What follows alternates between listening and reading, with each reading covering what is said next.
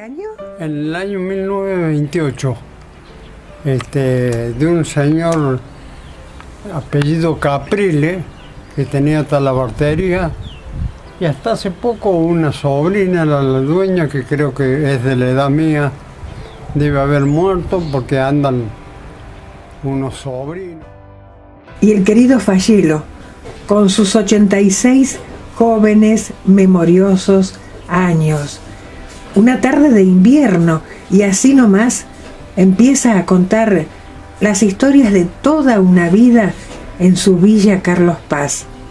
El chalet de los Aprile primerea la calle de un barrio con nombre de flor. Todas en Villa Independencia son nombres de flores.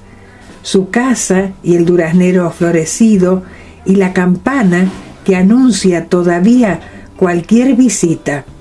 Los malboneros, y empezar con el recuerdo de aquello que hace al sentimiento de querencia y de alegrías. Junto a Fallelo de Simone, una persona que hace tantísimos años vive en Villa Carlos Paz. Lo saludamos. Hola Fallelo, ¿cómo estás? Hola Inés, ¿qué tal? Bien, vamos a decir bien. Fallelo decimos nosotros, pero vamos a decir el nombre y apellido. Rafael Guillermo de Simone. ¿Se puede decir la edad? Sí, para 86 años. ¿Desde cuánto hace que estás en este hermoso pueblo? Bueno, nosotros vivimos en 1933, acá. Villa Independencia eran 20 y pico chalecitos, porque este loteo de Villa Independencia lo hizo un cuñado de mi padre, casado con un hermano de mi padre, José Irós. José Irós. Entonces nosotros estábamos en Entre Ríos y lo entusiasmó a mi padre que se viniera para acá, porque tenía este loteo y Copina. Entonces, primero fuimos a Copina, en el 33. Puso surtidor, nos hizo poner surtidor de nafta y todo, pero no había un alma, así que al 36, fin del 35, nos vinimos para acá.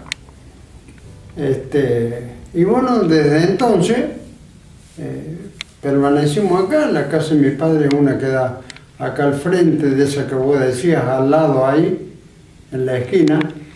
Esa casona con techo de chapa. Claro, al lado era mi padre, la casa que hizo en el año 38. Tuvo una pequeña hostería porque eran pocas habitaciones y no había turismo casi. Así que éramos recomendados de Buenos Aires, que venían acá. Todos los años venían lo mismo, pocos, ¿no? Pero algo se hacía. Estamos hablando ahora del año 1936. Había correo ya en esa época, ¿no? Sí. ¿Cómo funcionaba el correo? ¿Podés contar algo? Muy interesante porque había telégrafo y el hilo del telégrafo, la línea por la donde se transmitía y recibían el sistema, salía de Carlos Paz, llegaba a Carlos Paz, del lado de Tanti, pero cruzaba por el monte. De ahí, de Tanti, iba a Vialé Macé. De Vialé Macé a La Calera y de La Calera al Correo Central de Córdoba. Ese era el sistema de comunicación, el Morse auditivo. El sistema Morse. Sí. Difícil, ¿no? Bueno, yo era telegrafista, me recibí con sobresaliente y me nombraron telegrafista en Carlos Paz. Así que... ¿Cuántas anécdotas tendrás para contar, no? ¿Te acordás de alguna? Y bueno, anécdotas de trabajo, que cuando se empezó a movilizar Carlos Paz, no había quien le hiciera entender a la superioridad de que necesitaban una máquina de sumar 200 telegramas por día y pico, y todo lo que había que hacer administrativo. Y bueno, el turismo, empezando que el turismo que empezó a venir a Carlos Paz en esa época, no había un turista que no comprara una caja de alfajores y los mandara por correo. Eran cajas y cajas de alfajores que despachaban a los parientes, ¿no? A los amigos. Bueno. ¿Qué alfajores había en aquella época? ¿Qué otra qué? ¿Qué alfajores? Estaban los del Lago Sierra, que era de Díaz y Moll. Un viejo Moll, el padre de un médico que hay ahora, que es de la clínica Polilla, y Díaz, un señor que tenía la panadería La Serrana, la única panadería que había en ese tiempo. Después se instalaron otras. ¿Ricos los alfajores eran? Muy bien hechos, muy bien hechos. Y buen material, porque a medida que retrocedemos el material era bueno. Muy bien.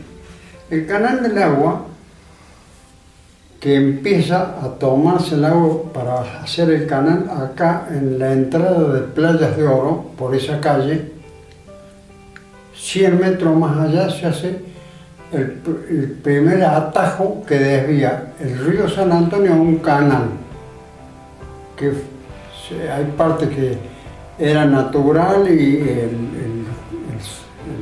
por donde corría el agua, y otras hubo que hacerle muritos, así. Eso lo hizo don Carlos Paz para el agua de la ciudad, porque no tenía agua, era que viniera con fuerza, porque como venía elevada esta.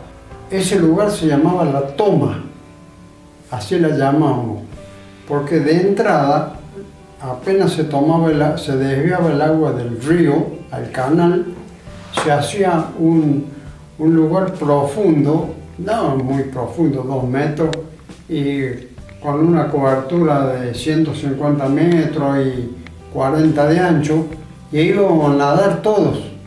Después te cuento eso. Bueno, de ahí seguía así, el curso del río por la orilla derecha, y porque todavía no se había loteado el barrio ni nada, era todo baldío, canal, todo ese costado no había casas ahí. ¿Y esa casa de Gallardo desapareció? ¿Quedó algo? ¿De quién? De la casa de Gallardo. Bueno, era una familia que vivían ahí, tenían algunos animalitos y el padre le pagaban por la conservación, porque venía una creciente, sacaba algunos ladrillos, desviaba el agua, y seguía por el curso del río hasta Carlos Paz. Ahí entraba y daba agua a todo, con el canal ¿A todo el pueblo? Todo el pueblo. Era el único medio que había de suministro de agua.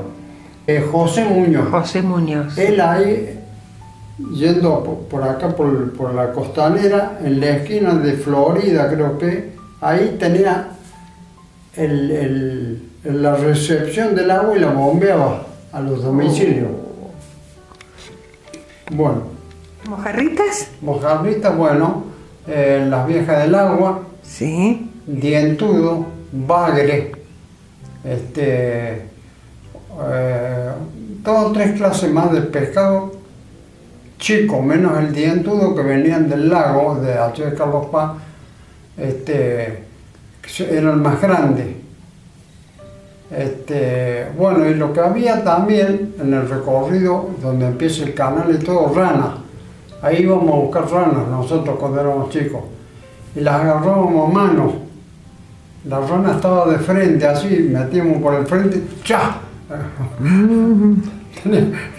Quedaban atrapadas con la mano. ¿Y qué hacían después con las ranas? Y comíamos, nos gustaban con locura las ranas. Las ranas eran un privilegio comer una rana en muchas partes, ¿no? Bueno, y en materia de pájaros, de pescado no había mucho, pero la mojarrita era abundante. En invierno, cuando las heladas uno iba y había tramos de 10 metros, todo lleno de mojarritas, todas amontonadas ahí. Así que, y eran riquísimas. Mi madre estaba cansada que las pescábamos con botellas. La botella que traía Sí. un orificio atrás, lo querían, metían y no se podían salir. Así que a veces traíamos 100 y mi madre decía, hasta porque les tenía que apretar la pancita, raspar un poquito y se fritaban. Bueno, en dirección a donde estamos, en esa recta del río, había árboles grandes en la orilla, como que no estaba nada edificado, y ahí venían las chuñas, que son más o menos de un alto así, y se las oía en la mañana. Desaparecieron esos animales. ¿Cómo eran las chuñas? La chuña es un pájaro grande, medio patas largas. Había por todos ¿Oscuro? lados. ¿Cómo? ¿O color oscuro? No, eran intermedios. Ujú. Sí. Bueno,